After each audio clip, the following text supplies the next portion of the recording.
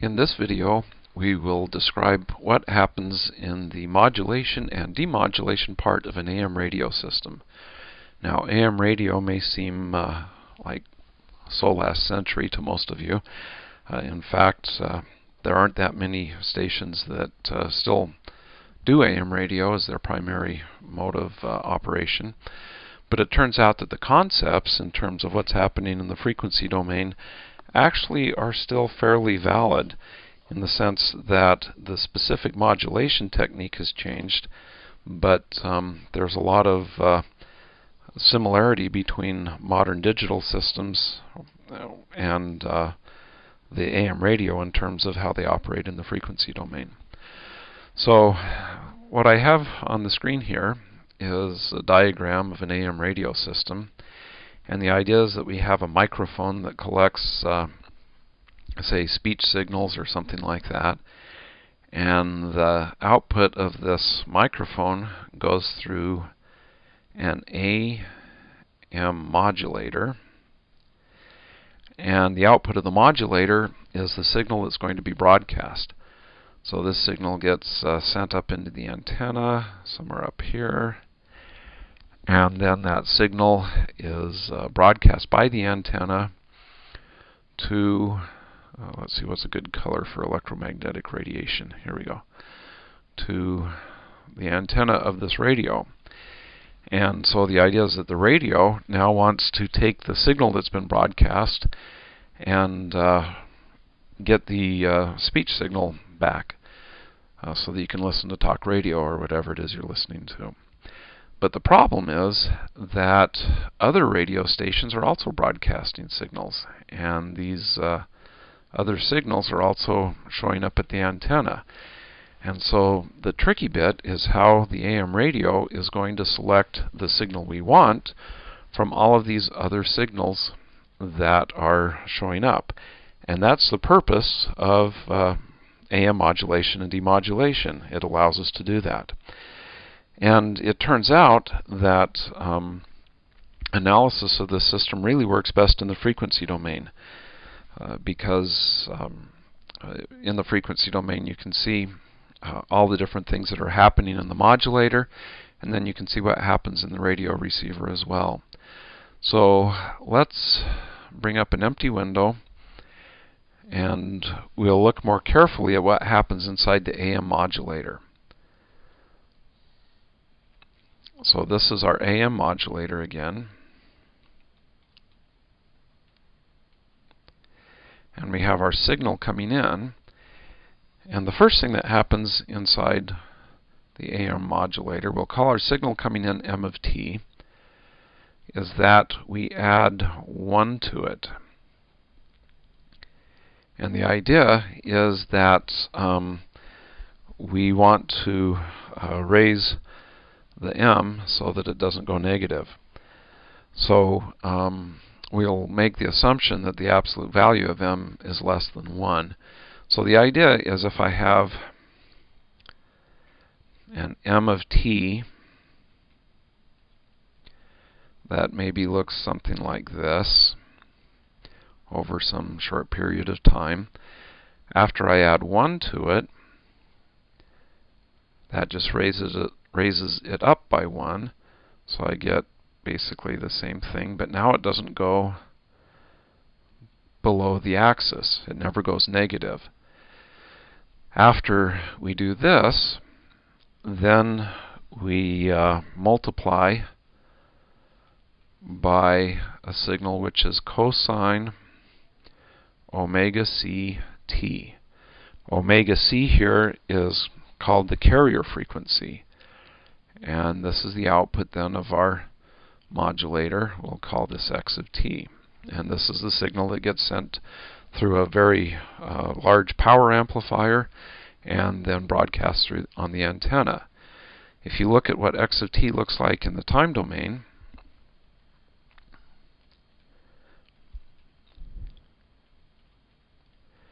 it basically has the envelope given by the previous signal. So I'll draw that envelope.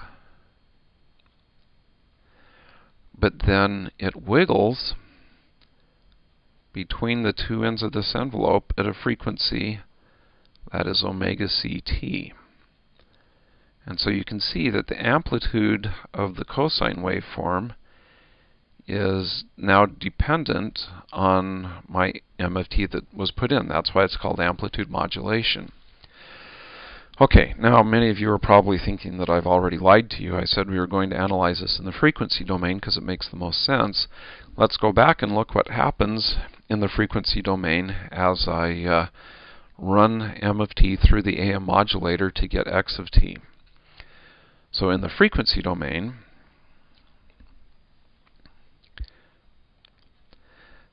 let's look at the magnitude spectrum of m of omega, which is the Fourier transform of m of t. And we don't know exactly what it is, but we will assume, for the sake of this presentation, that it has been low-pass filtered so that it fits between 2 pi times 5 kilohertz and minus 2 pi times 5 kilohertz. In other words, it has a bandwidth of 5 kilohertz. And the reason we do this is that that's the way AM radio actually works. Although I can't remember if it has a bandwidth of 5 kilohertz or 10 kilohertz. But in any case, it has a very limited bandwidth. And we will use this fact that it has a limited bandwidth to allow this signal plus many other radio stations that generate other signals to exist in the same frequency band. Or I'm sorry, to exist in the same electromagnetic spectrum in such a way that the radio can pick out the station you want. So this is what we have here. When we add 1, then essentially all we add is a delta function at the origin of magnitude 1.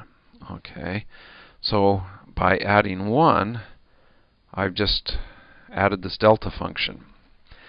And now the magic occurs. Here, we'll do this in a really magical color. When I multiply by cosine omega ct, I'm multiplying in the time domain, which means that in the frequency domain I'm convolving m of omega with the Fourier transform of cosine omega ct. And you'll remember that the cosine of omega ct has a Fourier transform that looks something like this. And when I take my m of omega and convolve it with these delta functions at minus omega c and omega c, I basically get 2 copies of my m of omega plus this delta function at 0. But each copy is shifted by omega c, in this case, because I have the delta function out here, or by minus omega c, because I have this delta function out here. So again, what's happened is I've taken 2 copies of the spectrum.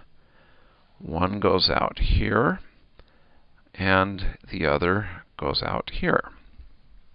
Okay, so this is oftentimes called the modulation property of the Fourier transform. It turns out, again, it's sort of the fundamental thing that happens or that gets used in almost every communication system on the planet.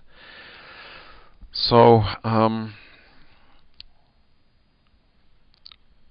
just to make it clear, this is the magnitude spectrum of x of omega. Now, one of the things I'm not doing here is I am not looking at the phase of these spectra. And so the cosine omega ct, as I've got it plotted here, actually is okay.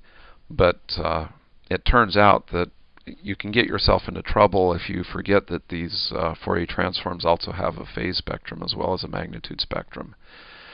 So the last thing to point out before it looks like it's time to end this video, and then we'll talk about the demodulator in the next video, this spectrum fits between omega c minus 2 pi 5 kilohertz and omega c plus this same amount. Okay, so I've taken this signal, or the spectrum of m of omega, and I've moved it up to the carrier frequency omega c. So with that, we'll end this video, and in the next video we'll talk about how to do what the demodulator does and how it works its magic to reconstruct the signal.